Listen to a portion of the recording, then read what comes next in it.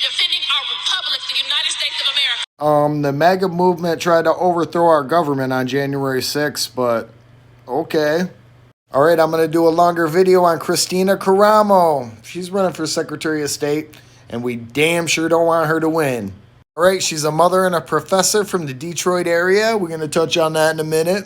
She's got a master's degree in Christian apologetics. I mean, before I read that, man, I didn't even know there was such a thing. It explains why she's a professor, because that degree is freaking worthless in any other setting.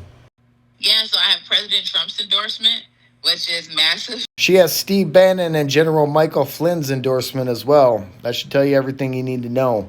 Yeah, so she wants to run our elections, man. I wonder what her views were on the 2020 fiasco.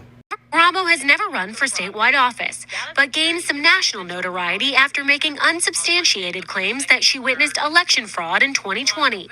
Right, that hundreds of thousands of votes are allowed to be considered as lawful votes, and we know they're illegal. So here's where you start to see how much of a sellout she really is.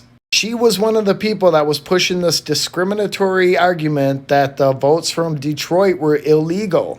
Her and the Republicans were saying if you just throw out all the African-American votes from Detroit, Trump won.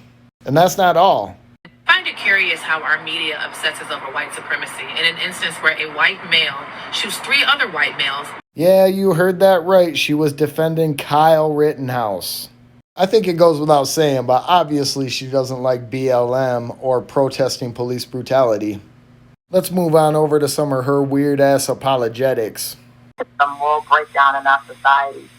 And if you want to look at the sexual breakdown in our society that's manifested to the point where we have a person who wants to be on our Supreme Court who thinks that, child photos of children. Oh yeah, I almost forgot, man. She had a real problem with letting Ketanji Brown Jackson, the first African-American appointee, get appointed to the Supreme Court.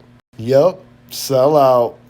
Okay, in this next clip, she's talking about, man, like, oh, the sexual culture on the left is just horrible and ungodly.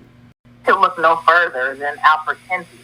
And he had this belief that all sexual behavior is permissible and normal, no matter what it is. Yeah, the left's culture is just so sexual and ungodly. Just look at Kinsey. Yeah, Kinsey was raised in a devout Christian home, man. All his weird sex shit came from purity culture. But it's the left's problem, right? You're from the Michigan GOP. I can't even believe you would go there right now with all the Lee Chatfield stuff going on. Anyways, Kristina Karamo.